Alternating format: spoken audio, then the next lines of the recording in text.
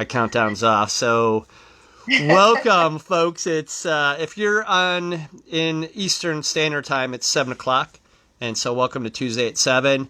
We are really excited because for Morgan and Abe and their circle, they're watching Tuesday at 5, right? Because you're a couple time zones away. Is that right?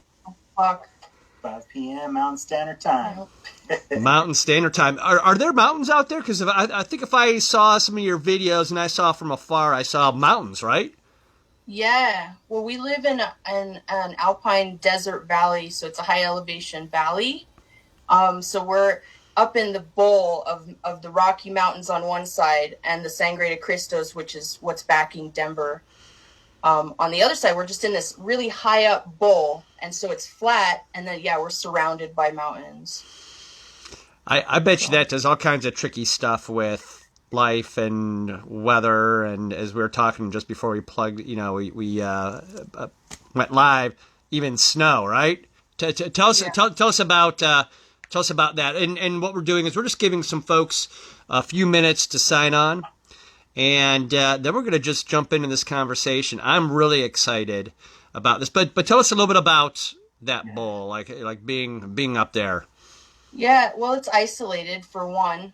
So you get it's the San Luis Valley, southern Colorado, and it's basically a huge region of Colorado that is kind of like in its own little bubble, and so there's to get in and out, you have things, and the mountains surrounding it. So you have to go over mountain passes. Any way to get in, you're gonna have to go over a big steep pass, which we've been up there, and they'll close the roads when you're right in the middle of it. So it's hard to get in. It remains the way it remains because of that.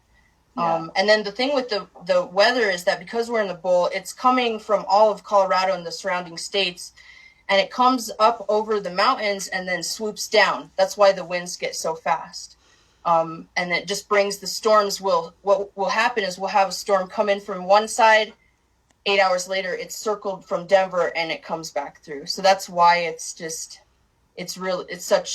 why it's harsh, a harsh environment. And it's super windy.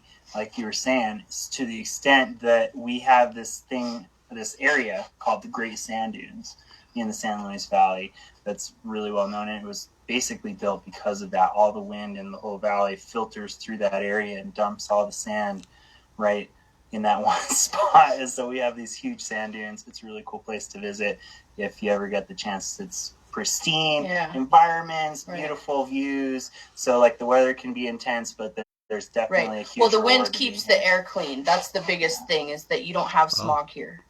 And we didn't have a big city anyways, but it's very desirable in the summer for a lot of reasons, but if you can make it through the winter. And we grew up here, but that's why we stay here, because we like that. We wanted to be off grid and everything, and so it's a great place to find land and opportunities where you can live that kind of lifestyle. Yeah, well, we're excited to dig into that. We have folks signing on. Sarah, who is the artist from Washington State that we interviewed last week, is on as well. And hearing that, and I'm excited to talk about what you guys do during your day, being isolated, and what you create while you're isolated. Talk more about Jack Rabbit Hallow Farm, right? And then also kind of, your space and all that. But let's, so everybody who shares the video this week, and so if you're watching, there's a little share button right at the bottom of your screen. And if you hit share, if you've never hit share before, when you hit share, it allows you to share to a group. It allows you to share to individuals. It also allows you to share to your friends list. But when you share, we can see that, so we want to thank you for that. But we're also going to put your name in a drawing, and then next week, when we do our interview next week, we're going to draw 3 names who are going to get autographed CDs. What do you got them there? There's these are newest CDs from 2020. Wow. Garden in Life and Songs of My Father, which is an album that is all cover songs that Abe's father wrote. Oh yeah, it's a little bright there. Oh, there we go. There we go. That's Abe's dad on the cover there. and all the songs were written by his dad. And so we covered them and made an album. And then that's the other album cover there. I love it. Love it. So those who share, you get 3 opportunities to win. So share this video, and then next week we'll draw names. And if you win, when you win, we'll reach out to you by message, get your address, and then we'll get those CDs out to you. And Abe and Morgan are not only gifting, but they're also going to graciously autograph those things as well. So when they're rich and famous, beyond where they're at now, you guys will be able to look back and say, we have that CD. And then you can call back to this date and date stamp it too. Last week we interviewed Sarah Lane. She's in Washington State. She said she's just about a half hour from the Canadian border. And everybody who shared her video, their name is in here. And we're giving away an original small tin painting. So the kind of the Altoids or the other tins, she uses one side as a palette, and then she does a painting on the other side. So whoever's name is drawn today is going to win that original piece of artwork from Sarah. All right, I've got one name here. It is, try to pull it right out. Debbie Karras. Debbie Karras, you've won that small painting, and Debbie is a portrait artist as well. So Debbie, congratulations. Sarah, thank you for your artwork and for joining us. Sarah's actually on with us right now, and she said she had a chance to listen to the Sweet Radish music earlier today, and she said she loves it. So we're excited. Yeah. Awesome. Sarah, you rock. Thank you. Your artwork sounds awesome. I'm gonna check it out. I love collecting old tins, actually. That's like a weird thing that I do. So that's a really cool reward. What was her name? Debbie? So Sarah Lane is the artist, and then Debbie won the artwork. And so Debbie Karras will be that on the receiving end of that fine work. So well, congrats, Debbie. That sounds awesome. Yeah, and our interview with Sarah was wonderful. So if you guys, not you, Abe and Morgan, but if folks who are watching now, if you didn't catch that interview last week, go back to it because it's a really good one too. So Tuesday at 7, Abe, Morgan, years ago, my wife was in choir, women's chorus, and so every Tuesday she was gone, and out of the clear blue, I was like, I'm gonna press the button and go live, and been going live not ever since, but most of the time, and certainly over the last 18, 24 months, it's been every week, and it's just a once a week touch with creatives. And so it's creatives from all different areas. And we had been face to face with artists, which kind of limited it to kind of Eastern Standard Time. But now that kind of COVID hits and we're all kind of isolated, we just said, hey, let's go virtual, which allows us to go all the way out to Colorado and join you folks. So I got 2 questions. This is just ice-breaking questions. And I'm going to start with Morgan first. So Morgan, icebreaker question. Right. And again, this is creative, and so there's absolutely no right or wrong answers, and there's no rules here. What we know that you are animal lovers, right? What are your most disliked critters out there? Critters, and that's a wide open thing. What's your most disliked critters where you're at? Good question. I have the answer. It's mosquitoes for me. We've been declared a disaster area due to drought the last 2 years. And what that really meant is that you could go outside in the summertime. Everything was dry. It looked like a drought was going on, but there was no mosquitoes, which are really bad here.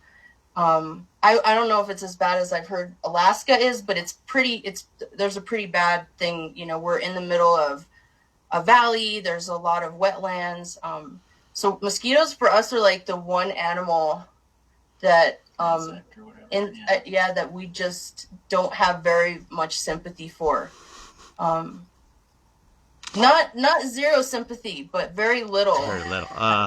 I can relate to that. There's been a couple times in my life where I was either camping or backpacking and had to wear a head tent, and just the noise of those head tents is enough to drive me a little bit insane. All right, Abe, ready for your question? So I'm just going to give you 2 words, and you have to choose one, and then You could explain why, or you could just choose to pass on the reason why. So the two words are sheep, goats. Sheep or goats? That's a tricky one to choose. I guess, okay, I'm going to pick sheep. And the reason for that is because as you know, we've got sheep and goats here. And we have 5 total. We call them our full house because there's 3 goats and 2 sheep.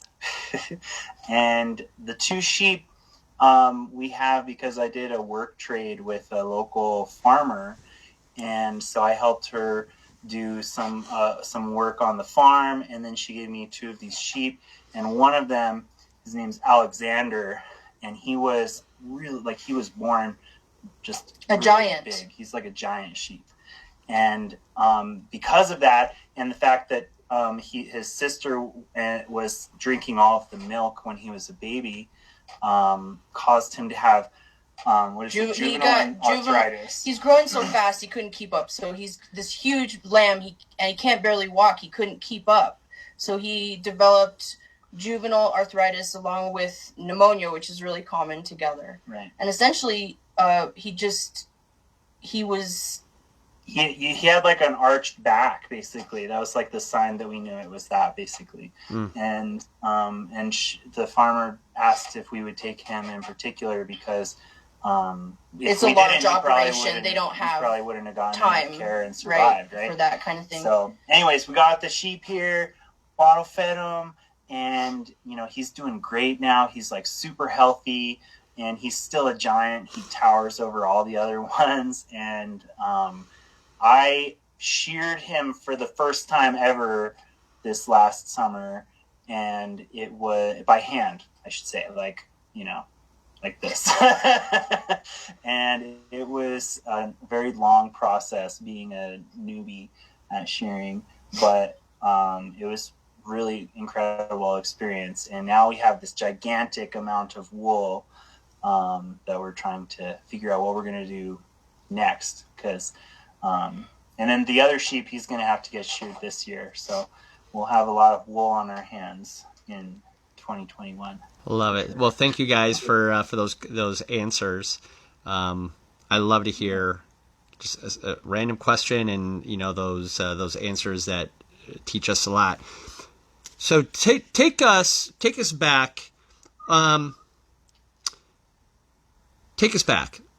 Wherever that is for you folks, into kind of that creative beginnings or creative awakenings, or where you're at. For those of you who haven't noticed or you didn't hear, there's videos, there's music, there's all kinds of cool stuff. You guys are caring for critters as well, and so as a little bit of a background, these guys do a whole lot. So take us back to the beginning. So I think we were thinking probably when we first met. I mean, we both had musical backgrounds and came from artistic families. His dad's a musician. My mom's an artist. My dad is also a musician. He's on our next album. He's on 2 of our... Both grew up here in the...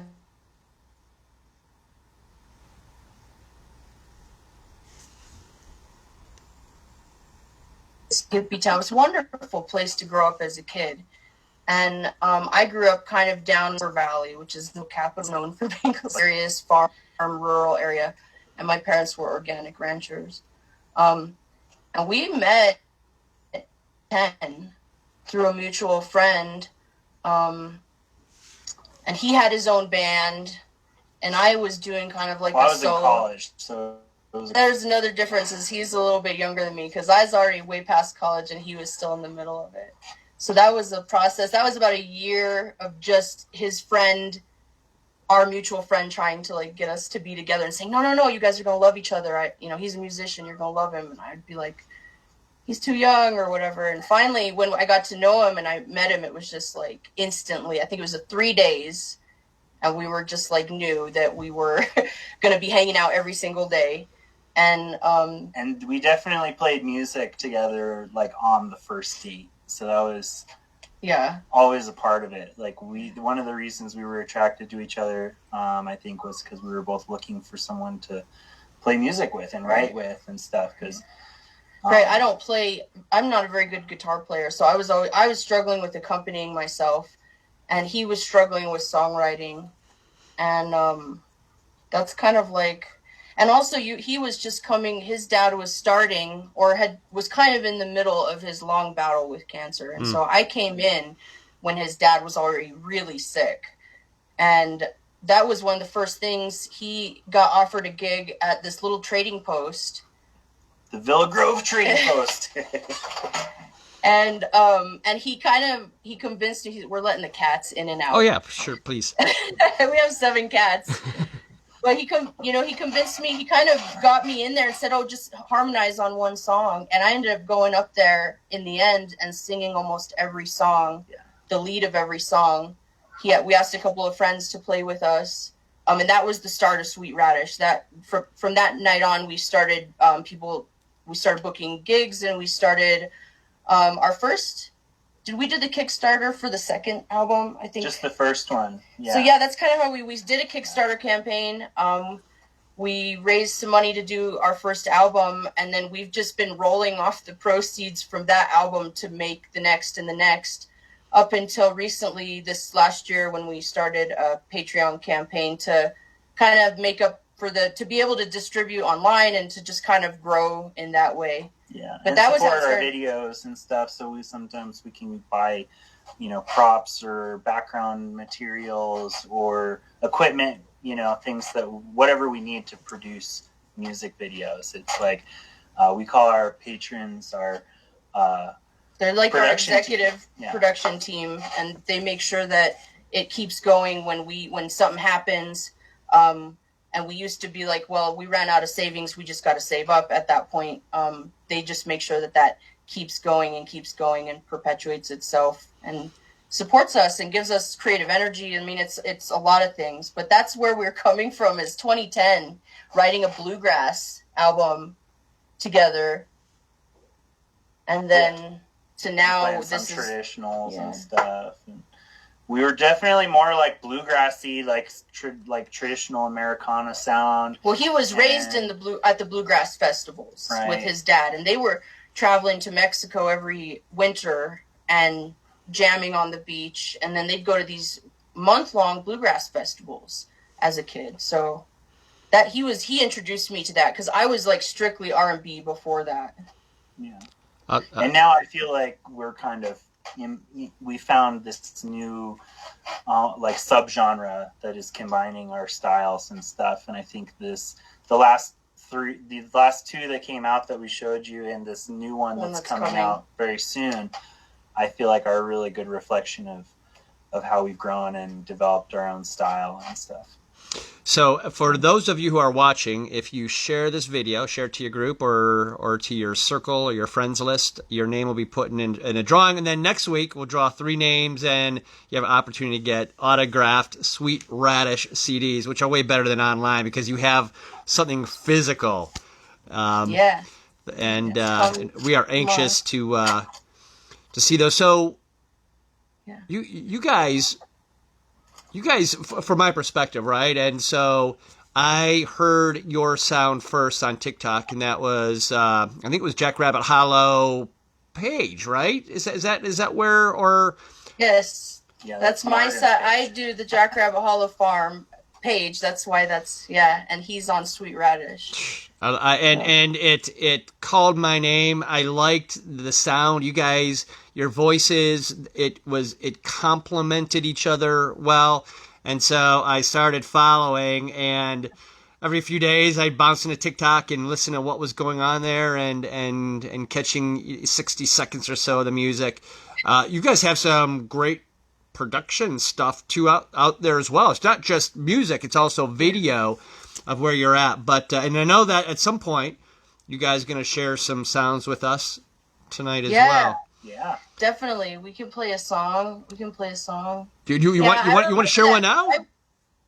Yeah, we can do that. All right. We're down. We're always up for it. I remember that because you were probably one of my first friends on TikTok, and I was just kind of loading up old content from Jackrabbit Hollow Video Productions, which is how that started.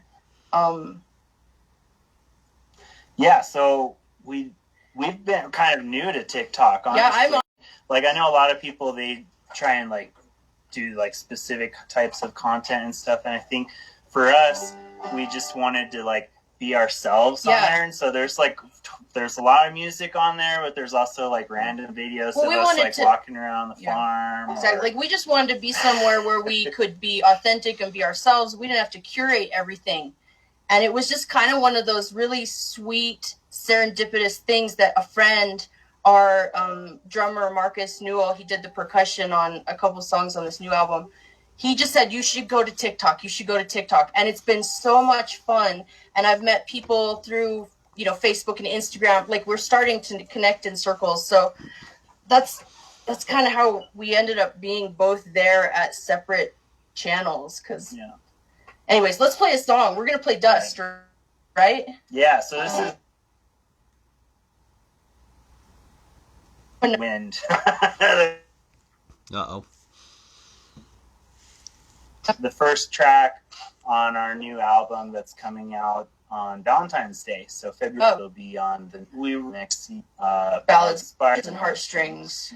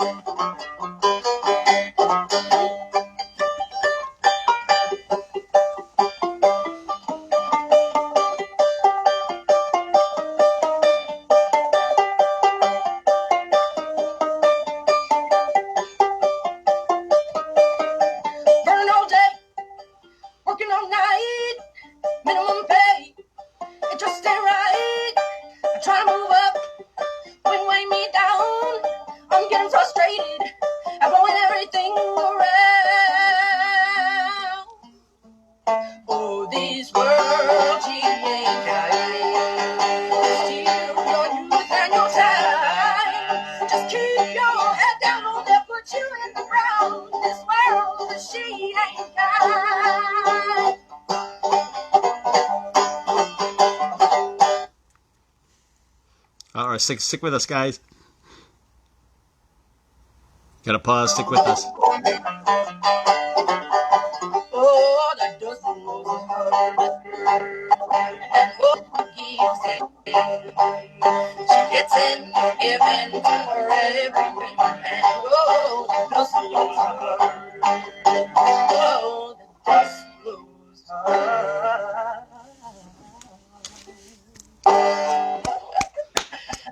Oh Amazing. Amazing. We had a couple pauses there on our end.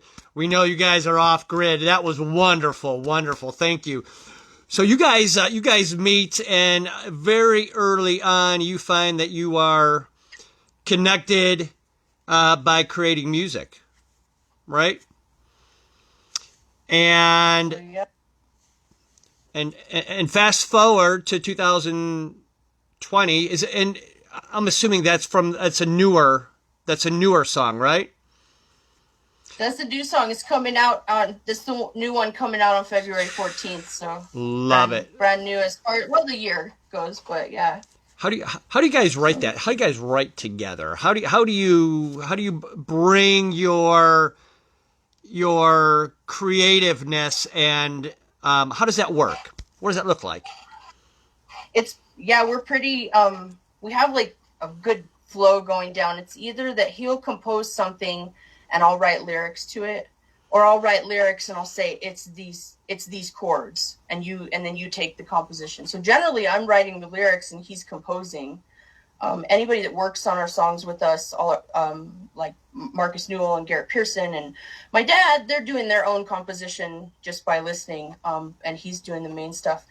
And then on some of his songs, he has it all worked out what he's going to do, and then I'll just come in and do backup, which is, but like pretty strictly we have like this, we have like notes set up, and we do like verse, chorus, we're like real, like we get it all mathematically down. And the good songs, or the ones like that we love, they're just written in one, like, that's the original lyrics. They weren't even fixed from the original way I wrote it. None of the words have been changed. And that was kind of just came in. I don't even remember why we wrote that. It's been, I don't know how it happened, but it was here that we did it. It was living in the camper, and it just flowed right in there, which is, that's a pretty good representation of one side of our personality. And it's our favorite song to play. So. And I think over time we've gotten a lot better at co-writing. Well, and you got to have a fight first. There's always you got to get really attached, and somebody's more attached than the other person, and then we kind of establish who it means more to, which might have an argument in between. But then we always reach this point after that has happened that it's, coming together, and it's like this person's leading and this person is following. Right. And that kind of vulnerability, being okay with letting go of things sometimes, Of expectations. Because here's a scenario example. I'll come up with this really cool line that I think is just perfect the way it is, and then I'll be like, hey, Morgan, write some lyrics to this. But then there's a part of it that doesn't work, and it doesn't fit, and it's not quite right. And so for me, being able to let go of what my original idea of the song was, so that we can have that open, co-creative space together, I think we've just gotten really a lot better at that. Yeah, the biggest thing is just learning how to communicate. But most of our songs they come out they either come out like a really easy birth, or they come out like a really long, complicated birth, and with lots of emotions. And I guess it's the same with everything in life. But I tell you what, it's we feel that, and I'm from the Cleveland, Ohio area, right? And I saw The Shining, and that movie freaks me out because they're isolated and the roads get shut down, and that's your life, right? You're like, listen, we get shut down for some time, we get snowed in, and you guys are creating back there, and that's so interesting. Tell us how you're being off grid and being snowed in and isolated, how that affects your content and your lyrics and your choice of instruments.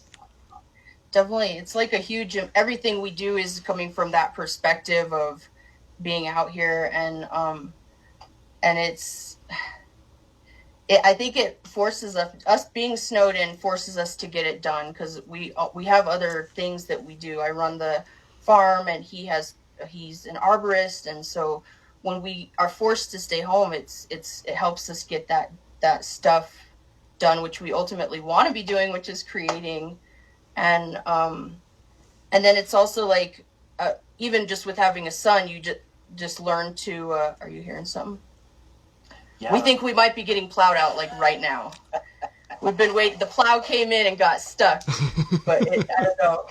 But yeah, it's definitely like doing this whole album. I wanted it to be released in 2020. I wanted to put out 3 albums in 2020. These are songs from 2014. So it's kind of like releasing this whole other part of our lives. And it didn't happen because of all these reasons. One of them was that we didn't have sunshine for 3 days, and our solar power shut off. And so, you know, we've learned to just let it come as it comes. We always have these expectations, and we pick these really fantastic dates for things to be released, and then they end up just being born at the perfect time when they're meant to be. And I think by this last album, I was much less stressed about that, because that's the biggest thing about being off grid, is just letting go, and letting go of the fear. That was the biggest thing too. Is we came out here, were living in pretty much comfort. We had hot running water, we had an indoor bathroom, we had heat. When you just got cold, you turn it on. You don't have to go chop wood. And just coming out here and having to be self-sufficient has just like, I felt stronger within that. And I think that, you know, that comboed with becoming a mom, comboed with building our house for the, you know, all these like kind of leaps that we took. Every time we leap in one area, like building the house and getting better at my carpentry, I feel like it improves my singing or my songwriting or something, just life. It all grows together. Yeah, and that's like just a little bit of our timeline. If you look at the music that we've released, like on Bandcamp or Spotify and stuff, and you look at the dates, we had our first 2 albums, 2010 and then 2013, and then we didn't release anything until 2020. And so there was that break period where we were literally just like starting our lives over, because like Morgan was saying, we were living in a larger town in Alamosa. We were living on my family's ranch. Yeah. A totally established ranch that had been there decades. Starting a farm, we had cows, we had chickens, and all that kind of came to an end within a 60-day period, essentially. And we were like, we just didn't want to give up our animals. We didn't want to give up our sanctuary. And so that was the catalyst to us being out here and going off grid, which was a dream we had, but that was the way we really, it was almost made that jump. But it was a long process. I mean, we lived in a really, really tiny camper for a whole year while we were building the house. And so it was like, you know, people talk about like tiny house living, and you have to learn how to downsize and stuff. And what our experience is like, went extreme downsizing to this tiny little camper, got rid of like most of our material possessions. And then when we moved into the house that we built, even though it's 500 square feet, it felt like a mansion, because we were going up at that point from downsizing so much.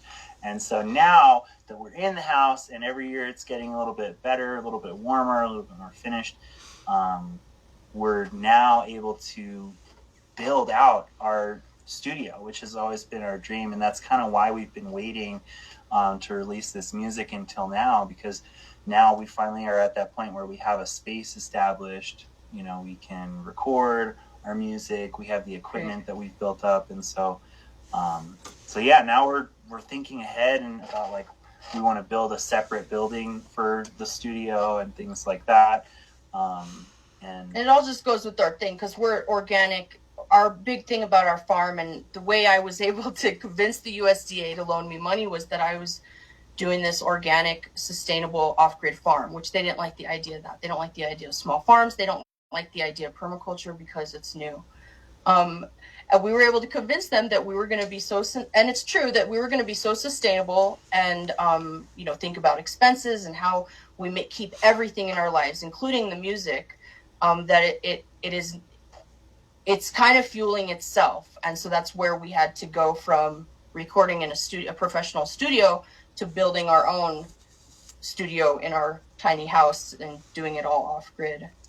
Yeah, for those folks that are joining in, we're meeting with Yeah, Sweet Radish Music, Morgan and Abe, they are off grid. We got people joining in. They're off grid. They're coming from Colorado. They are isolated right now, and they played a song, and we are really, and for those of you who share it, opportunity to win CDs, signed CDs next week. But the so you guys find yourselves attracted to each other because you guys were both musicians, and you found out that you guys complemented each other well there, and then you find that you're both you're both into farming, that Abe, you're an arborist, that you're rescuing animals, that you're in a permaculture, off-grid living, and you're creating this homestead that is out of the ordinary for the majority of America. And you guys are musicians, and you're like, listen, we can't record because we had no sunlight and we had no power, right? So that is incredible to hear, but is really intriguing to me, and I'm sure to the folks that are watching as well. So take us, Abe, I wanted you to finish your thought, but after that, take us back to kind of the origins of that, like, the size of your land, like what you're doing there, because you are constantly on a daily basis creating great stories and content for your lyrics and your music. Yeah. Well, so I'll start with, what we're on is a 35-acre ranch. It's been subdivided, so it was part of one big 400-acre ranch. And when we were having to decide what we were going to do, which was kind of facing homelessness in a way, because we had this herd of animals, so we couldn't just go rent anything. And they were our pets. We just couldn't give them away. And so a friend said, she said, Morgan, you got to go down to the FSA office. You just go down there and talk to them. That's all. Farm Service Agency. Farm Service Agency, which is our connection to the USDA. And I went down there and I find out, just talk to them, and I find out that there's a program for first-time farmers that's specific to women, trying to get women back into farming. And that they're also opening up a platform for small farms like us, doing different things, alternative things, to give us a chance, because it wasn't something they used to do, but it's something that they're finding out is growing. And so that was kind of it. We got to be the first off-grid permaculture organic farm animal sanctuary that the USDA loaned to, and that was because we had a really wonderful loan officer that advocated for us. And we had a lot of help from friends and everything to just get out here and have the materials to get out here. And so, yeah, that was about a 6-month process. And the landowner helped us. He's like a world-renowned lawyer, and he helped us get everything in order, which I don't think we would be able to do otherwise. So we had a lot of people backing us that didn't even know us, which felt really wonderful, that to have somebody believe in you based off of a business plan that you wrote, and to be out there kind of advocating for you and having your back and helping you make it all happen. So that was it. We came here in one day. We made the big plan. We locked all our chickens up in a coop and rolled out here. It was vacant land, so there was nothing. And that in itself was terrifying, coming out here to a place that not even the animals are afraid of you at first. And you kind of, you feel very vulnerable, and the wind makes you feel very vulnerable. Like there was some nights when I just woke up and I just said, I'm terrified that we're going to be here. We're going to get blown away. I'd rather be in the car. And, but that was the whole basis of why they lent to us, was that we were going to come out here. I went to school to be an architectural draftsman. So my dad runs a construction company, and I know building, but I'd never built before. I just drew buildings. So this house that I built was a project that I did in college. I got an A on it. At the original drawing anyways, but, and it was a house, the whole premise was that, and this was what I pitched to the USDA, was that this was going to be like, a house that anybody could build, because one of the things we talked about in school was that any animal in the world can build its house. A hornet, wasps can build their house, bees can build their houses, but humans can't. And so my project was I wanted to make a house that anybody could come in and build, that was basic, that was easy, that was warm and livable and safe. And this was my chance to try it out. And so we did that. We came out here when it was 2016. And we built the house. And so I have the opposite experience of doing a lot of construction, but not the architectural aspect of things. And so it's like, that's exactly like, yeah, we kind of balance each other out. And so that, I feel like that's how things work. Right. Well, even and though like, we're super different. We are different. We have, we get on each other's nerves sometimes, but like my parents came here as part of the Back to the Land movement, and we, as a child, we lived in a cellar that my dad built, and it was essentially a roof with plastic and then dirt piled on, and it had a passive solar window. And so that was kind of the thing that connected us, is his family was living in a normal house, but it also had, they were utilizing passive solar. And so we were coming from like the same mindset of people who just are thinking with that like green, let's think about the environment type of mentality, you know what I mean? And utilize the natural forces rather than fight against them. And so I feel like that's kind of like the undertones of everything that we do, is that we have this like deep connection to the earth and appreciation for nature. And I feel like the farming and the caring for animals and stuff is one reflection of that, and then the music that we make is another form of that. And then they kind of, and they definitely join, because the album artwork from the Garden and Life is literally like we adopt old chickens, and so death is constant in our world. We're, everybody here is geriatric and old, and this is where they come to retire and relax, and so we deal with that all the time. And and if you can't see, my buried chicken. So there's chickens buried all over the yard. And that's where they take their final resting places. In the summer, they get buried, and then we usually plant like an apple tree or something. And then in the winter, we cremate them. And that's that whole, we sing as we're burning them, and we recognize the nice moments we had with them. And so that is how that's all kind of coming into the... So yeah, this album is called The Garden in Life, and a lot of the songs on here are kind of about that in introspective. General. It's talking like about life and the growth and the cycle, life and death, the cycle, all of it. Yeah. Healing, like that's a center of all of our music, is healing. It's kind of like behind the music. You guys are kind of sharing the motivations, the inspirations, the cover artwork. You guys have another song to share? Yeah. We got a story behind this song?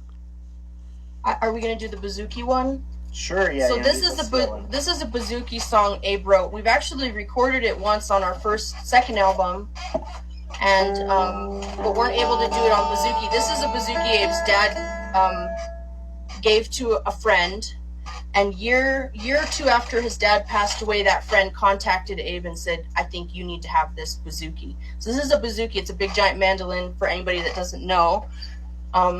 And so we re-recorded. We redid this song just so that we could do it on this Bouzouki, and so it'll be on our new album, and it's on our second album also. This is called Dated TV. We wrote this in 2014. It's 2013 because it's on the other album, right? Too. It was kind of our, we went through a big growth, I guess. People might call that an awakening, before we went full off-grid. And this was kind of processing some of those emotions during that time, I think.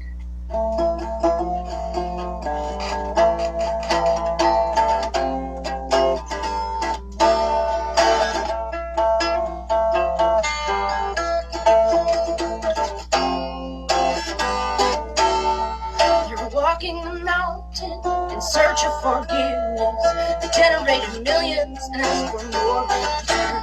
They looked to the source and no one could find it. Woke up crying still, wanting more in return. They are triumphant in vain in their world.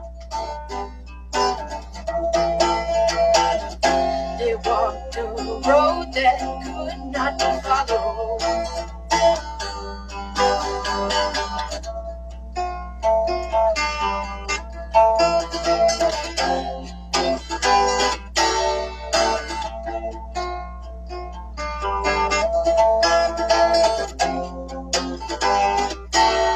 So they pointed their fingers, got lost in the legend of dated television shows that closed their minds.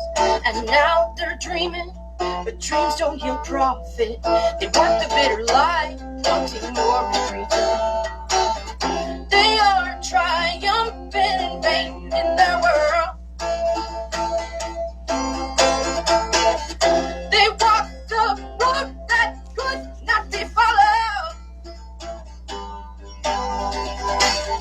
They wanted a more and a more in return.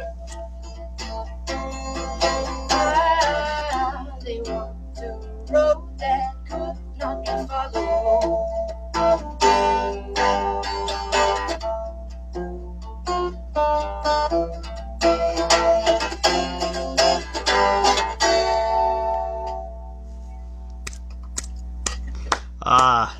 That is awesome.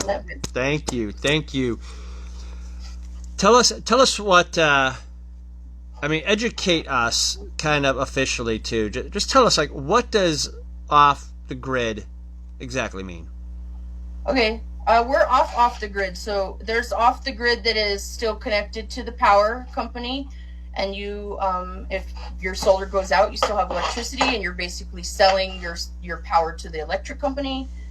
So you're off grid, but you're on grid off grid. So we are off grid, which essentially means that we have no electric power lines coming to our house. We have a solar house, and around it has 4 solar panels, and that goes into our solar house, which is like a little shed that has all the batteries and everything in there. And so there's a charge controller that, for anybody that wants to know, that basically just tells your system when the batteries are full and to turn it off and to turn it on, and if it's overheating and how much power you're drawing. I think too, just it's no hookups at all. It's like everything out here is being generated and everything by us and what we create out here. So we're creating our own electricity. We run our own well to get water. We have composting toilets, and so it's all part of that sustainability mindset of they're trying to minimize waste and minimize our use of fossil fuels and having sustainable electricity. What was the biggest leap of faith besides the fear thing? Because I remember, Morgan, you mentioning that, just the fear of going, okay, now we're gonna go, we're just gonna do it. Yeah. So outside of that fear, that apprehension, what was the biggest leap of faith to go off grid? It was living years and years, even as a child for me, feeling not safe, not like I wasn't really equipped to live in the world as it was, and that I had rented for years, and that just wasn't something that I could imagine myself going on doing. And I knew that I wanted to work from home and create a life that from a business from home and a home life with, this was before we started a family, but I knew that I wanted to be able to stay home and be with, if we had any kids, I wanted to be home with them. And so, it was definitely just seeing that I've been living this life, and this doesn't seem like something that's appealing to me to keep doing. And it hasn't been appealing. And I think it was that awakening, because from being a child to even in my early 20s, I just believed that was the way it was. That's the way it was going to be. And it was when I woke up that I realized that I was unhappy with the system and that I didn't have to live in that system anymore. And we started kind of doing off-griddy things at our old place early on. Started by doing passive solar, and having like our only source of heat was wood, and insulating really well, and washing our clothes in the bathtub, like doing all these weird things, kind of preparing. And I just realized that I would much rather, I was living a life and working and paying to have conveniences like a flushing toilet, to have lights that turn on. I was paying $120 a month in electric bills and stuff. And I just realized that it was much less of my energy, emotionally and physically, to walk my toilet bucket of half a mile away from the house to clean it, rather than have the convenience of a modern flushing toilet, which would require me to have electricity and a water pump and water filters and all these things that need power to run. That's, and we'll probably have some of that'll those be something that comes, yeah. sure. And it can be, you can do it in solar, but it was more like that.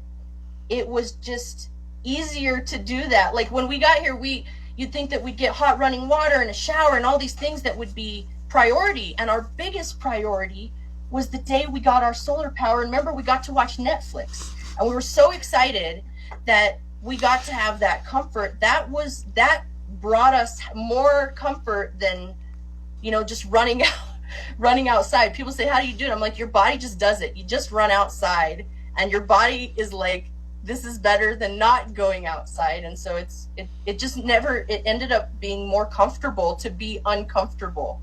And there was a point after I had Izzy, our son, that I definitely wanted comfort. And I said, I hate it here, and this sucks, and I don't want to take my bucket out today,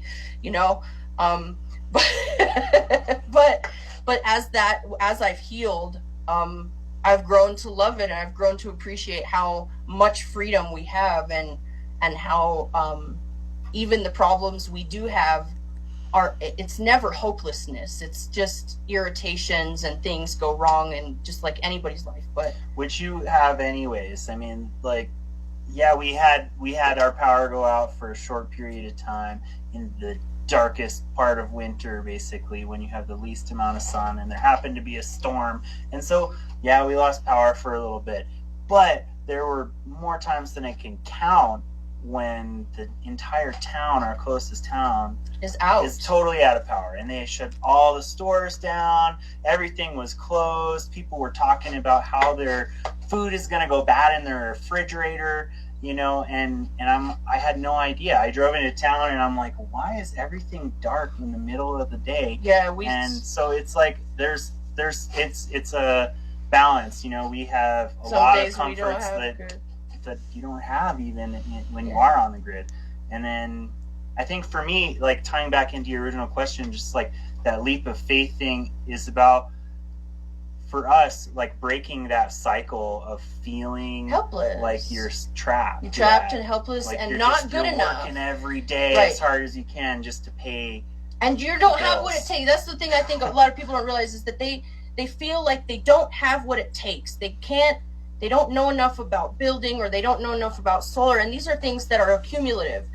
They accumulate. And you learn the solar. It was 9 hours, and we had a guy come, right, and we learned. And it was the same with the building, we learned. And so it wasn't something, we did YouTube how-to videos. And once we broke that mentality of that we weren't good enough, we weren't educated enough, or we weren't certified enough, that we were able to just plow through that, kind of all those little fears of making that leap, and then also being forced. I remember thinking, when we got here, the last animal we unloaded was 10 at night, and it was my old horse, who's passed away since then. But and I rescued this horse, and that's a whole nother story that's connected to the Marquee 69 song that's coming out soon. But anyways, I rescued this horse, and I never rode him, but I brought him here, and it was so dark he wouldn't get out of the trailer, and we had to shine our cell phone lights on the ground just to get him out.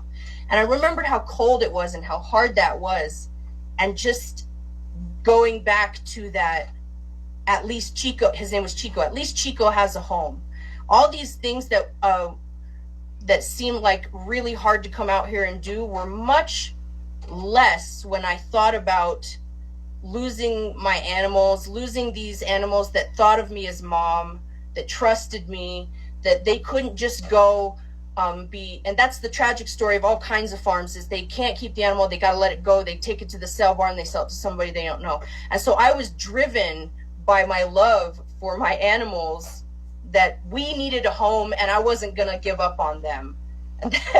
And even though he's not here, you know, him and my our 3 cows were like really what drove us to get this place.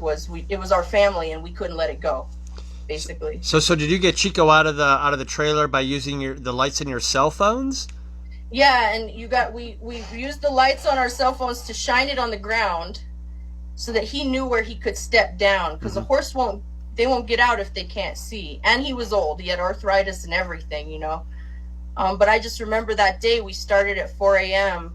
We brought 90 chickens here. We didn't have to catch them. They went to bed. We screwed their little doors shut, loaded them on the trailer, and they basically woke up from a night's sleep in a new place. Then we brought our cows. It was just, we had convoys of trailers, and my dad was helping us. And, you know, we basically took the old farm, which was a 35-year-old farm, and moved it, 2 hours across the valley to a totally different county, to a totally different landscape. And I don't know how we did it now that I think about it. And you said that was the inspiration behind Marquee 69? Yeah, well, Marquee 69, yeah, it's a song that's coming out on our new album, but I put some posts of the full song up on YouTube and Instagram, I think. But yeah, I had this Marquee 69. It was a classic car, perfect condition. It was like my baby when I was 16. That was my second car, but it was my best car, and I loved that car. And somewhere along the road, I stopped driving it probably because of gas, and I parked it. And what are you doing? You pulling it up? Oh, okay. Anyways, I decided I wanted a horse instead, so I sold the Marquee and to buy a horse. I rode the horse one time and it threw me off, and I got a concussion and ended up selling the horse and rescuing this old horse. And this old horse had been passed down. Chico had been passed through a bunch of people. He was at that point, like that Black Beauty phase where he is dying of starvation. When I picked him up, he was so skinny, and he hadn't been to the vet. And you could tell he was loved, though, because he was so friendly and he knew about treats. And when I went and did some research on him, I found out that his first original owner was our school's nurse, aka the assistant lady. But really what she was she was a student advocate, and she was somebody that stood up for me all through high school. And everybody knew her, everybody loved her. Her name was Sandra, Miss Sandra, we called her. Anyways, well, I found out that was Miss Sandra's horse, and so we rescued him and we took him to the vet and brought him back to health. And almost just a few months after that, Sandra was driving across the highway. She got hit by a farm truck and didn't survive. And so this horse is like, Chico is like this, everything that I've loved in life, and these great memories. I used to drive my Marquee up and down the road. We have this place where people cruise up and down. It's a small town, so you cruise the main streets back and forth, and you yell at people and you try to get them to stop and chat with you. And I drive up and down the street with my dog. And people remember me still. They say, "Aren't you that girl that would drive in that turquoise car with that dog," which I also cared for till she passed away. And so it's this like really just intricate, everything is connected to everything in our life in that way. And everything is really special to us because of those connections that have happened. So we got a lot of folks watching. Are you guys able to share another ditty? Yeah. Oh, Yeah. for sure. Well, how do you want to do that one? Do you feel Well, good we about can do that one? Marquee 69. That'd be Did you bring cool. it up to- Yeah. So this is my car. So Love Abe, this you car. played a banjo. You played. Now, what was the name of that second instrument again that you got from your father? Bouzouki. The bazooki. The bouzouki. And now Yeah. you're on an acoustic guitar. Acoustic guitar. This is also all these things. This is a guitar Abe won at a raffle. And it's signed by John Lee Hooker Jr. and Leon Russell. Leon Russell. And you're playing it. Love it. Yeah. Yeah. And one other fun thing I just want to mention really quick while I'm pulling out my picks here is that in the giveaway, we'll give away a couple of these custom cut. Abe cuts guitar these picks. picks out himself, Just and for he fun. files the sides down and everything. Love it. Love it. Homemade picks. So just another, we'll add fun a pic thing to for each. those of you watching. If you want to get, if you want to share, and then enter into the giveaway for the CDs, there'll be a bonus pick in there for the CDs. Love it. So this is my song for my marquee and my dog and my horse and my friend.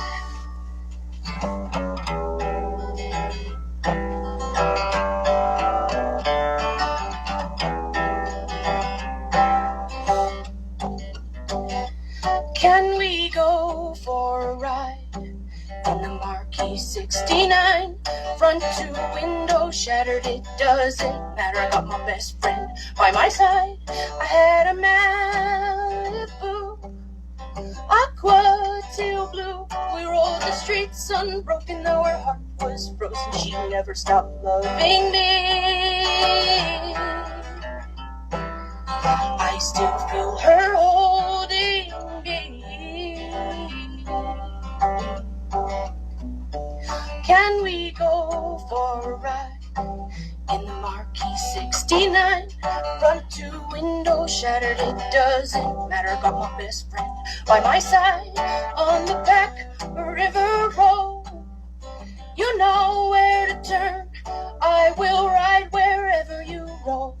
Our past in the mirror as it burns.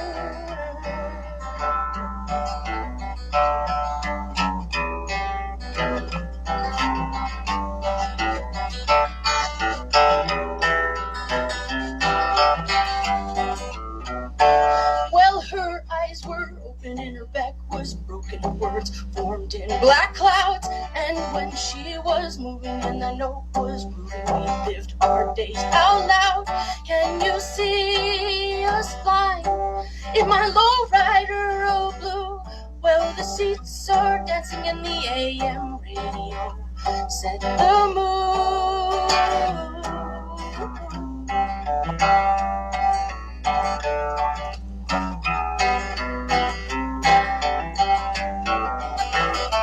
Can we go for a ride in the Marquee 69? Front to window shattered, that doesn't matter. Got my best friend by my side on the back river road. You know where to turn. I will ride wherever you roll. See your past in the mirror as we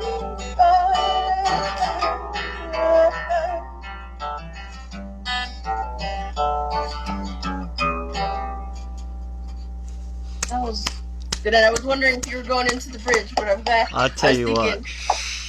Amazing. And the story behind it, this is like storytellers, and I'm completely digging. I've heard these songs because I've been listening, right? And I hear bits and pieces of it out in TikTok. I think I've heard some of it out on YouTube. You guys are also do a little bit of concerts and playing out on Instagram and on Facebook. You guys are all over the place. For those of you who are joining in, clicking in, thank you for joining us this Tuesday evening. Abe and Morgan are 100% off grid. They are creating music, right? They're rescuing critters they are also growing stuff. You guys, I know that you guys do some gardening, and Abe, you're an arborist. I mean, you've got some experience with as an arborist. Tell us a little bit about that, about how that farm grows, like what you're producing out there too. Because I think I saw a post that there were some tomatoes still coming up somewhere. Yes, we have a greenhouse that's connected to our house. It's how we heat our house all day, and it's like 100 degrees in there. It's like, tropical. It's about 120 in the day. It's very, very warm, and that's where our tomatoes are still growing. We've got a fig tree, we've got some kale and stuff, and then we grow outside. Our main crop is permaculture, and we focus on apple trees and berries, which is a 7-year project. But and if you've never heard of permaculture before, it's basically a culmination of permanent agriculture. So it's that same type of thing we've been talking about working with nature versus against it. We don't till, we don't, we add, we don't take. And it's a long payoff. It's a 7-year payoff, but and we do like companion planting, and things grow together. So it's really interesting with our situation with the USDA, because they obviously invested in us to purchase the property, knowing that we were going to be a sustainable permaculture farm, and being the first one that they ever decided to loan to. It's really interesting because we do companion planting, which is basically planting multiple crops within the same area to create something called a polyculture. It helps the health of the plants, it reduces pests, it's better for the soil. There's all kinds of awesome benefits. But as far as reporting goes, this is totally new to the USDA. They want you to say how many acres of one crop are you growing.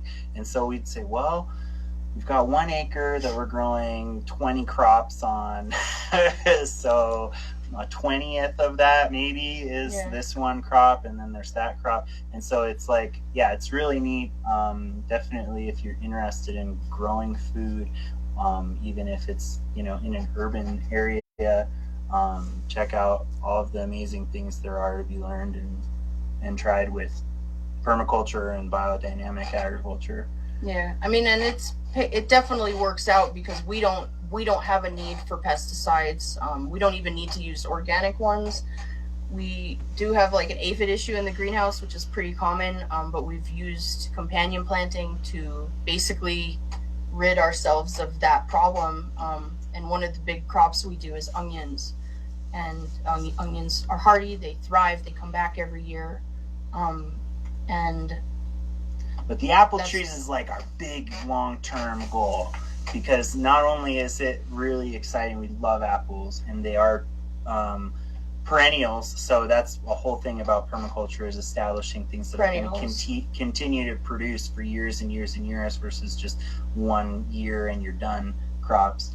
Anyhow, apples are actually really difficult to grow in this climate, and so it's also partly our personal challenge. Be like, we're going to grow apples here. There's only a couple fruit trees that you can grow in the valley because of the weather, and one is apples. You can do choke cherries, I guess, but and the others is chestnuts. But it's tough, but it's something that the valley needs. Everything that they get has to come over the pass, and so it loses loses its freshness, and it's kind of expensive to get here, and so that was our way of trying to say we think we can do this, and we think we know how to do it, and we've been through 2 droughts, and never needed to. It didn't affect us because we were doing permaculture, and we were mulching, and we were saving the water and just being conservative. We didn't have any issues those 2 years. And that's how the arboriculture and the arborist business kind of feeds into things, and why I got into that is because there's nobody here doing. Right, there's some people doing tree work, and there's like corporations doing some tree work, but ultimately what ends up happening is they're removing these trees, and then it becomes waste. You know what I mean? It becomes a desert. Someplace. Yeah, it's waste. And so there's like to me, that part of it was like really honoring the tree and finding ways to utilize every part of the tree to create a new environment for more trees to grow. And so yeah, it's all interconnected. Everything that we do ties back to the land and the music and everything that we do to kind of make money to help us get through that has to tie into those two things somehow. And you guys have a new member of the family too, Nicholas, right? Yeah, Nicholas the pig just joined us. He's had a interesting ride. So you guys are off grid. You're rescuing critters. You have you're trailblazing permaculture out there where nobody else is doing it. You're growing apple trees. You guys are blazing trails, not only with your unique and motivating living situation, but also in your creative space in your music. You got one more to share with us on the way out? Yeah, we do. Sure. What were you gonna do? Say. What do you want? I was gonna say "Singing is Scary" because it's one of your dad's songs, but.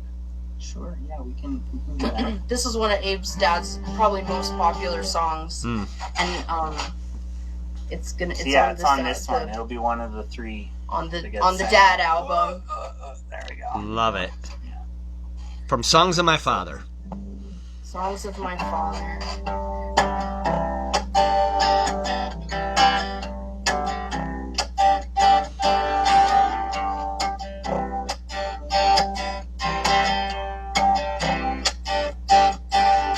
Song in my pocket on a little piece of paper, stuck in my pocket right here.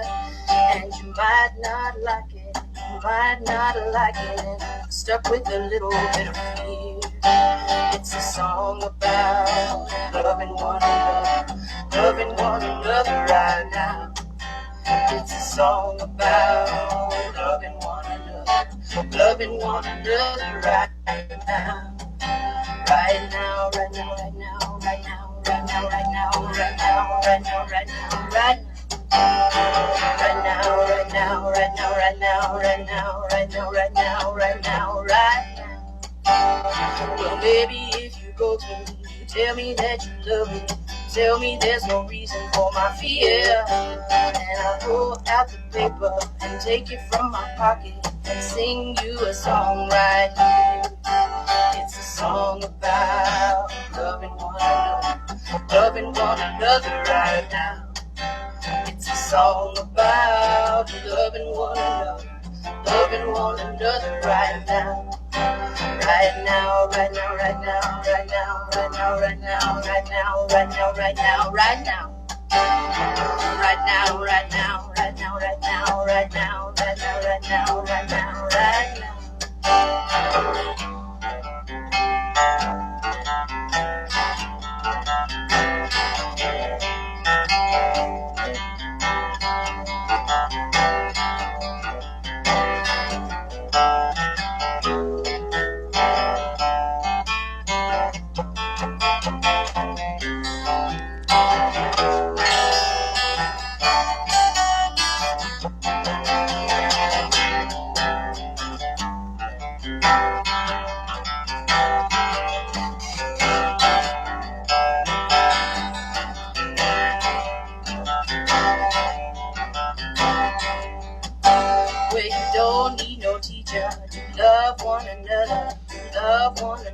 Right now, just open up your heart and give it what you got and share with your neighbor right now.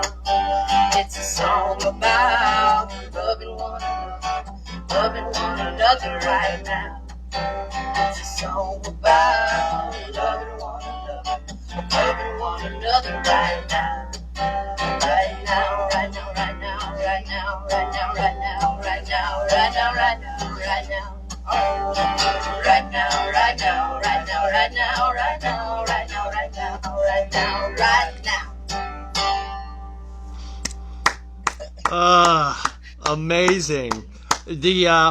I love the fact that you are carrying on the gifts from your parents, right? I mean, they fostered creativity, music, original lyrics and stuff, and for you guys to honor that with our last song is wonderful. It'll be amazing to see what Izzy does musically too, by being in a space that you guys are creating. And we're thankful that you guys shared your journey with us, that you gave us some behind the music stories and what you're doing out there. Tell us how we find you. How does the folks that are watching, how do we locate you? How do we locate you, and then how do we get our hands on your stuff and support you?